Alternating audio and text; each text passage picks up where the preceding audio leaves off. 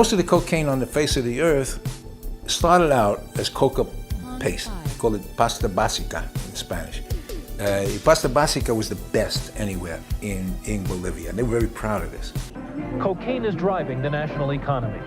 Flashy discos have sprung up in Santa Cruz, once a small ranching town, now a bustling city in the heart of cocaine country. The drug money is as obvious as the enormous walled villas that have been built in the last few years. There's more coca being grown than coffee. People are pulling the coffee plants out of the ground and putting in coca. The Minister of Cocaine is the central figure in the most lucrative cocaine operation in the world, in Bolivia. His name is Luis Arce Gomez. In 1979, undercover DEA agent Michael Levine set up Bolivian drug lord Roberto Suarez for what was at the time the largest undercover buy and seizure of cocaine in U.S. history, 500 kilograms. I was dealing with the people who were running most of the cocaine on earth. I was dealing face to face at that time. If this is true, where is the proof? These are nothing but allegations directed against me personally and against my government. We are absolutely certain in our own minds that they are merely a fabrication.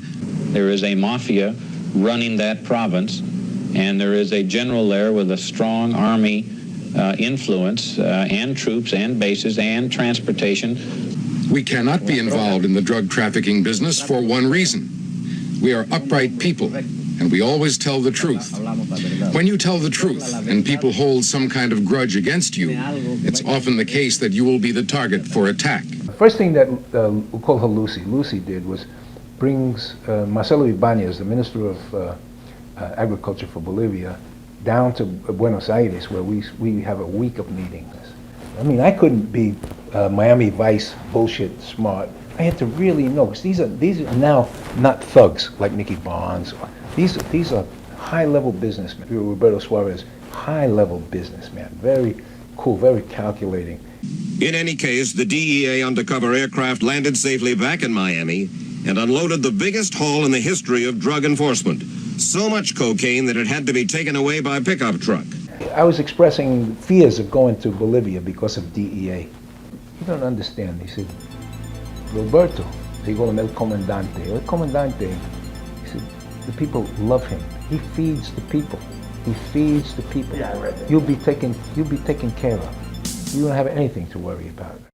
On May 18th, an old commuter plane carrying DEA agents posing as big mafia buyers left Florida for Bolivia. My game was, I'm with the American mafia. My role was I passed off as half Puerto Rican, half Sicilian, the emissary to South America. I just got over, really. I got over really well. 3 days later, at a jungle airstrip, it picked up 850 pounds of cocaine base. Street value, $300 million in the United States. The supplier, Roberto Suarez, the cousin of Colonel Arce Gomez. Drugs are in the air. Now I'm getting called from Suarez himself. That day, Mr. Suarez called us from Santa Cruz, called us on an undercover phone here at the DEA office, and stated that he was calling from the Air Force headquarters in Santa Cruz, Bolivia. The payment to Suarez, $9 million in cash, was due to be collected from a South Miami bank once the plane was airborne. We had the money already in a safety deposit box in a bank in Kendall, Florida. But the man who came to collect it in Miami wasn't Suarez. Instead, he was an emissary, Alfredo Gutierrez, former president of the Santa Cruz Chamber of Commerce. And Gutierrez and Jose Roberto Gassa, from probably the richest, most powerful family in Bolivia. The DEA filmed him as he walked into the bank. He was arrested and held in Miami jail on $3 million bond. Within days, 9 affidavits from Bolivia were filed in Miami court testifying to Gutierrez's good character. And as a result, his bond was reduced to $1 million.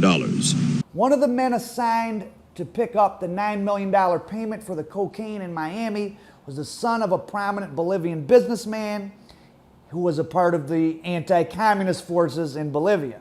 The charges against the men were dropped and they returned to Bolivia scot-free. Assistant U.S. Attorney Scott Miller. Affidavits from Bolivia were brought up here in Mr. Gutierrez's behalf. One of the affidavits was from General Echeverria. All of these people testified that Alfredo Gutierrez was a man of good reputation who would not skip bail. That's correct. And he skipped. He skipped. Two world-class drug dealers walk out of Miami Bank with $8 million. They're busted. The U.S. Attorney, Pat Sullivan.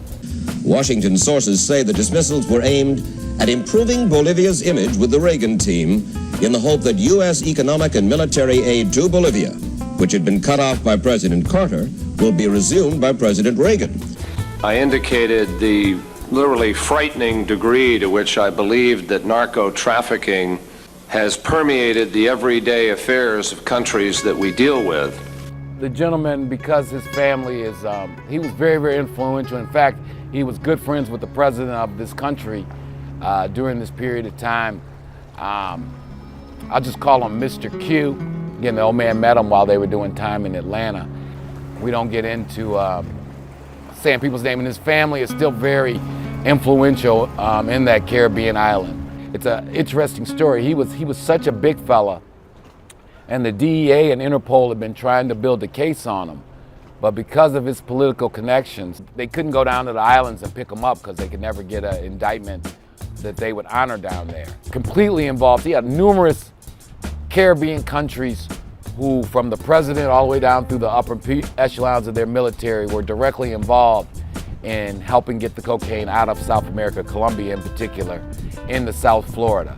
Later in life, the feds would come back again and attempt to tie him into a major corruption, drug conspiracy. Well, actually, the U.S. State Department told the DEA, kick rocks, these matters are of national security. This guy's not gonna be indicted and he's not gonna be extradited. So he was playing at a level that, guys in the streets really just, can't imagine.